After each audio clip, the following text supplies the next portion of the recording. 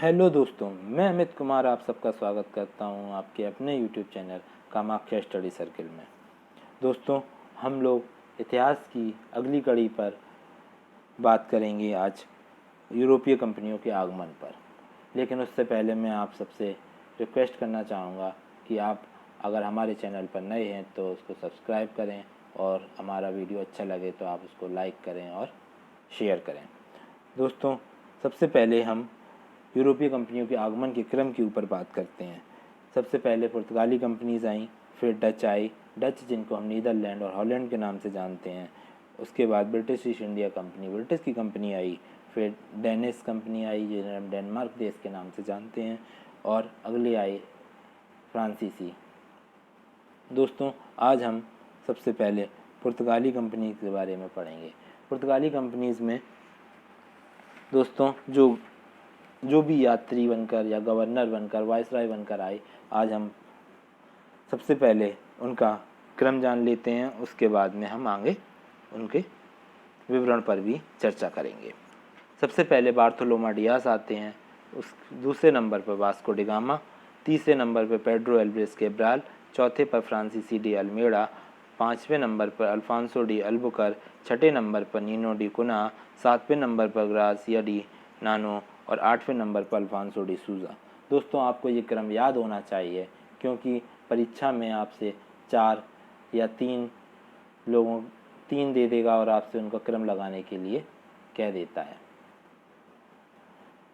ठीक है दोस्तों, उसके बाद में हम अगर इनका विस्तरण से चर्चा करें तो सबसे पहले बार्थोलोमा डियास जब भारत के लिए चलते हैं तो सन 1486 में। दोस्तों, ऐसा नहीं है कि भारत की खोज करने के लिए बार्थोलोमा डियास आए थे या वास्को डी गामा आए थे।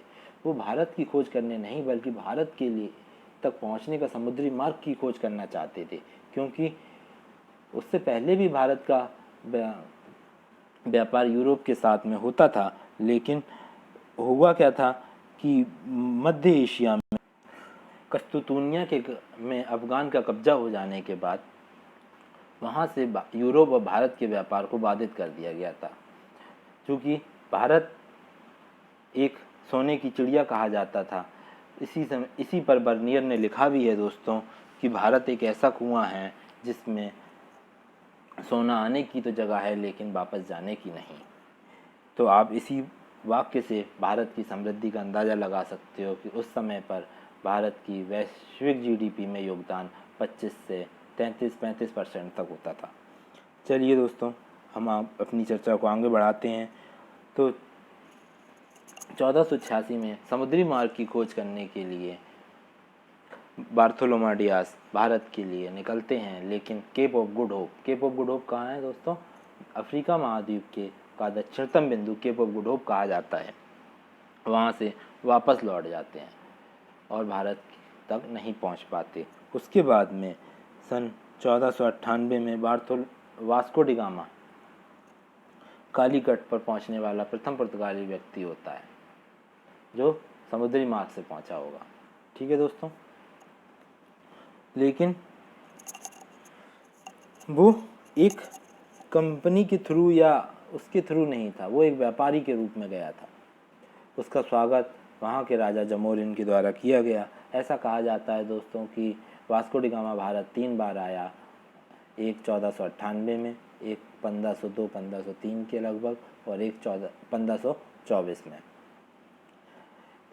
कहीं कहीं ऐसा भी देखने को मिलता है कि वास्को डी गामा की मौत भी भारत में ही हुई थी।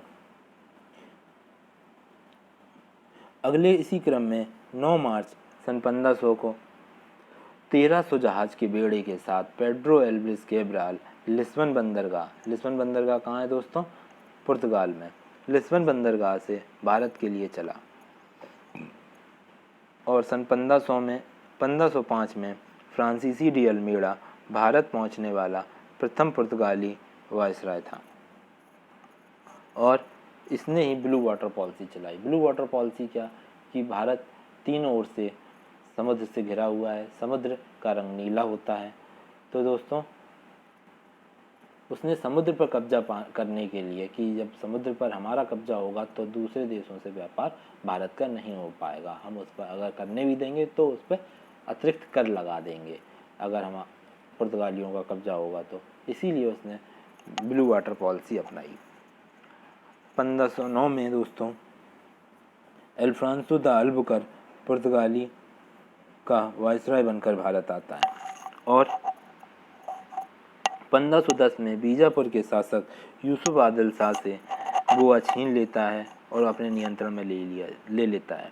अल्बुकर्क ने पुर्तगाली संस्कृति को बढ़ावा देने के लिए पुर्तगाली पुरुषों को भारतीय स्त्रियों से विवाह करने का प्रस्ताव दिया या प्रोत्साहित किया। किस लिए कि जब पुर्तगाली पुरुष भारतीय स्त्रियों से विवाह करेंगे तो वहाँ पर पुर्तगालियों की जनसंख्या में बढ़ोतरी होगी और पुर्तगालियों का वर्चस्व मजबूत हो जाएगा। ठीक है दोस्तों, इसके बाद सन 1529 में नीनो डी कुना नया पुर्तगाली वायसराय बनकर भारत आता है और ये 1530 में अपनी राजधानी बदलता है, जो कि पहले कोचीन थी तो अब वो उसको गोवा बना देता है, यानी कि गोवा उसकी राजधानी हो जाती है पुर्तगाली की कंपनियों की। और 1538 में गार्सिया डी नानो नया वायसराय बनकर भारत आया और इसने सिलोन के अधिकांश भाग पर कब्जा कर लिया। सिलोन क्या है दोस्तों? श्रीलंका का पुराना नाम। श्रीलंका के 4 नाम रहे हैं। सबसे पहले वो अनुराधापुर के नाम से जाना जाता था, फिर उसका नाम विहल द्वीप हुआ, फिर उसका नाम सिलोन हुआ और वर्तमान में उसका नाम श्रीलंका है। दोस्तों क्रम याद रखिएगा, अनुराधापुर, विहल द्वीप, सिलोन और श्रीलंका, अगर किसी भी एग्ज़ाम में पूछा जा सकता है। खैर 1542 में नया पुर्तगाली गवर्नर अल्फांसो डी सूजा भारत आया और इसी के साथ में सेंट जेवियर भारत आया था। ठीक है दोस्तों, चूँकि 1542 में अकबर का भी जन्म हुआ है, याद रखिएगा। और एक फैक्ट और है दोस्तों कि फादर एक्वाविवा और फादर मांसोरेट अकबर के दरबार में भारत आए थे। ठीक है दोस्तों, यानी कि अकबर का दरबार आपको पता होगा, या हम लोग जब मध्यकालीन पर चर्चा करेंगे तो 1556 के बाद से या 1561 के बाद से माना जाता है। तो ये इन दोनों में भी डिफरेंस क्या क्यों है, ये भी हम उस समय आपको विस्तार से बताएंगे। ठीक है दोस्तों, अब चूँकि हम जानते हैं कि पुर्तगालियों ने भारत से बहुत कुछ लिया, चूँकि ऐसा भी कहा जाता है कि जब वास्को डी गामा आया था तो जब वो भारत से पुर्तगाल वापस पहुंचा है तो उसने अपने खर्चे को निकाल कर, जो उसका खर्चा हुआ था यहाँ तक आने में जाने में, उसको खर्चे को निकाल कर जब उसने यहाँ का माल, मसाले, सूती वस्त्र और जो तंबाकू वगैरह था या जो भी यहाँ की जो भी व्यापारी सामान ले गया था वो व्यापार करने के लिए, तो जब उसने वो बेचा है वहाँ पर तो उसको अपने लाभ के रूप में 60 से 70 गुना का प्रॉफिट हुआ था। आप समझ सकते हैं दोस्तों। लेकिन उसके बाद में भी भारत को उसकी 3 देन हैं पुर्तगालियों की। नंबर 1 पर छपाई खाना या छापा खाना या प्रिंटिंग प्रेस, जिसको आप जो भी कहें। तो सबसे पहला प्रिंटिंग प्रेस भारत में कब स्थापित हुआ था? 1556 में। और दूसरी चीज़ है तंबाकू की खेती। जो तंबाकू यूज़ होती है, अब आज हम लोग चूँकि खाना नहीं चाहिए, हमारे लिए स्वास्थ्य के लिए बहुत ही ज़्यादा हानिकारक है, तो तंबाकू जो खाई जाती है उसका भारत में लाने का श्रेय पुर्तगालियों को ही जाता है।